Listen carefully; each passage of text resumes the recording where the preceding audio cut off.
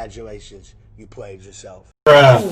What's up, guys? It's the Nightwing at Way of Life Esports coming at you guys with another League of Legends video here today, talking about the LCS 2020 Summer Split Week 5 thoughts and opinions. So, this week for the LCS, there was a lot of mistakes from a lot of the teams. You had Closer standing out on his Lee Sin. 100 Thieves took down Cloud9. You had TSM going 0-2, which means that in week 6, they are actually promoting Treats to the LCS roster, and they're going to put Biofrost in Academy just for week 6. And with Evil Geniuses also not looking so good, they just signed Golden Glue, and they are playing Huni and Bang, obviously this week with Golden Glue. So for this week for the LCS and the LEC, I do enjoy focusing on specific things in certain games that have been actually making teams, to me, feel a lot worse. I do feel like Team Liquid is actually a lot more better than a lot of people are giving them credit for. They have some pretty clean wins, but they are very, very slow, and it's just a Team Liquid thing. They're just generally not gonna be fast, you know?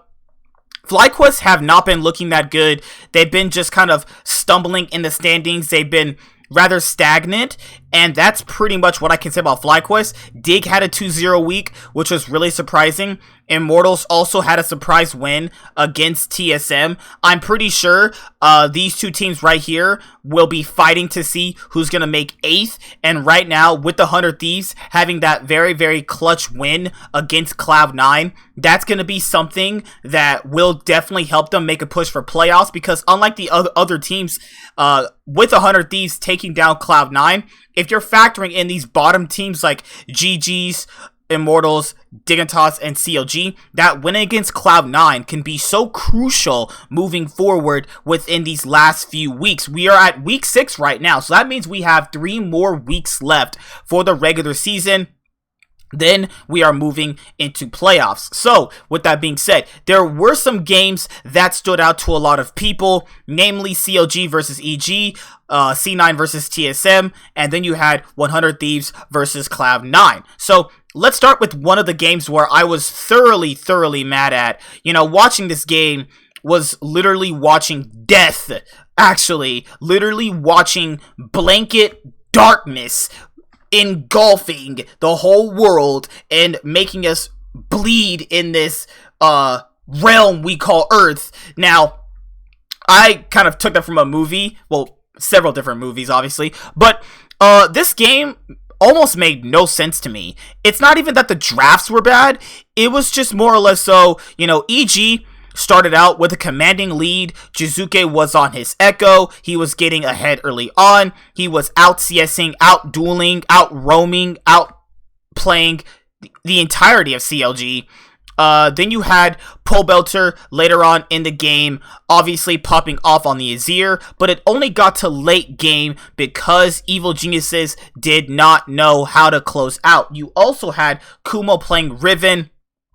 If you guys have been watching Kumo, obviously most of his career, even when he was on C9 Academy, he actually is a Riven One-Tricks that got him, you know, name brand recognition when he was in solo queue. So eventually he was going to pull it out at some point. He pulled it out various moments when he was on C9 Academy. So I think that at some point I was going to see it. And this game, he got ahead too. And I don't really know what happened to the point where CLG started winning team fights. CLG's team comp does work better as the game moves on. GP and Azir are just the late game king champions. Obviously, you have the Azir wall, which means nobody's really getting in. Also good for engage. You also have the Gangplank ultimate, which can, you know, deeply separate a lot of the fight, how it goes. Then you also have Morgana for consistent binds, consistent black shields.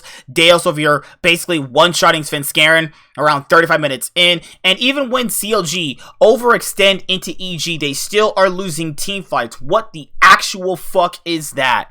You know, this game was just a cluster mess of mistakes. They played Deus, you know, in the top lane. I mean, he didn't really play that much better than Ruin, but I think that over the course of time, I think that the LCS will adopt a philosophy that the LEC eventually did in terms of importing and just use a roster where all the players can just talk to each other. That might be a thing, because I think that when you have all these imports and with them not being able to, officially communicate, we're definitely seeing the problems with that. Now, I know some orgs are going to have it better than the others, but I think that if you're these lower tier orgs and you have an import you cannot speak to because of a language barrier, that is definitely an issue that I think that most teams moving forward might just move away from Korean and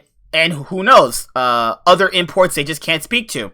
I'm not saying that they're bad players. It's just that we're seeing the big problems with having imports like Ruin and him not being able to effectively communicate to his teammates. Now, the rest of this game is pretty much just Pobelter dragging his team to the finish line, Wiggly playing extremely poorly. Jiizuke played really well, but it doesn't really matter if you can't actually finish. He had a pretty good suicide engage later on, took a lot of the CC, took a lot of the abilities that EG were waiting to use on his team. 6A played decently well, I guess, on the Kalista, but yeah, just nothing there. Kumo tried flanking. He got stunned. Obviously, it didn't work. You have Jiizuke throwing himself in. And, obviously, using his ult backwards definitely did not help later on. CLG ran into Jiizuke's, snapback. I was like, what the hell are we doing? This game all bad.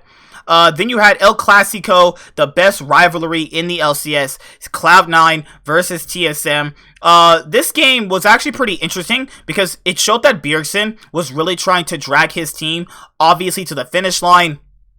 Then later on, you had Sven and Vulcan on the Wukong Senna bot lane, which, I mean, at first glance doesn't seem much, but then you realize just how impactful this can actually be during team fights later on.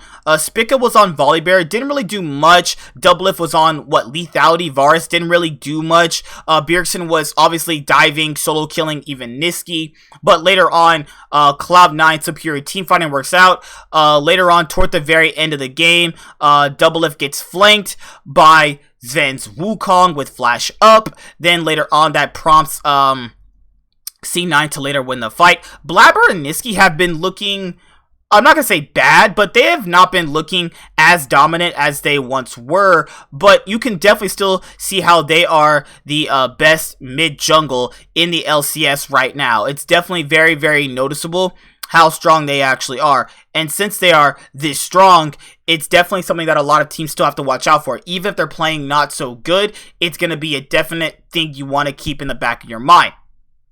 And TSM losing this game and losing the IMT game probably did not boost the morale of TSM. Also, they lost the show match, and then they lost to Cloud9 Academy. It was basically C9 Academy won, then you had show match, and then you had this match. TSM got 3-0 by Cloud9 across the Rift all week long. And more or less so, the lesson of the story, guys, is what the hell is Broken Blade doing? Broken Blade has just been a clear-cut liability for TSM right now. He's definitely not playing good. Him and Spica are one of the worst topside duos in the league, I actually, currently think. And I overall don't understand what TSM's problems might be, but it's definitely showing more and more.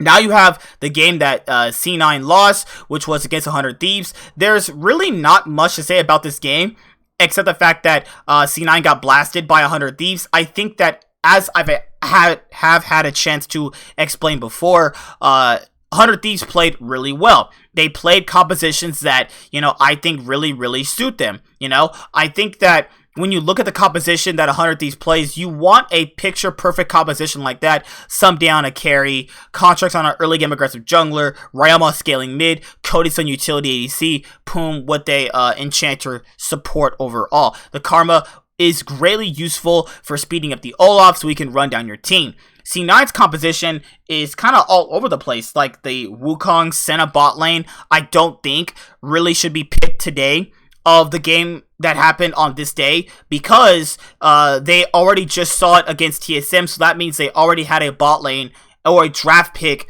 ready to go for the Wukong and the Senna bot lane. Now, this game kind of showed me that C9 losing means that they are really, really reliable on mid-jungle duo priority and how much they can actually impact the game. Seeing how Blabber got destroyed on Jarvan, I mean, Jarvan is not really one of his best champions, let's be honest here, but we do have to understand that maybe this composition worked on scrims. Doesn't really matter. They definitely lost this game, and this does put 100 Thieves in a prime position to make playoffs since they just beat Cloud9, obviously, because the other teams, you're not really counting them on beating Cloud9 at all, and with the 100 Thieves getting this early win against them will pretty much lock them up if they can just keep this momentum going. I'd imagine beating the best team in the league will definitely boost your morale of the team. Now, Contract's playing this good with the Olaf pick. This usually never happens, so I would not expect this consistently.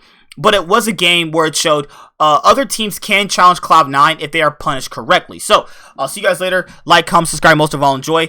MSK all day, every day. And I am signing out, guys. Peace. Oh, sorry. Oh, my Lord. Oh, my Lord. Did I say MSK? That is my fucking main channel's name. I'm the Nightwing, and Way of Life Esports is signing out, guys. Peace. Hi there, guys. Be sure to like and subscribe to the channel for more stuff. Yeah, thank you.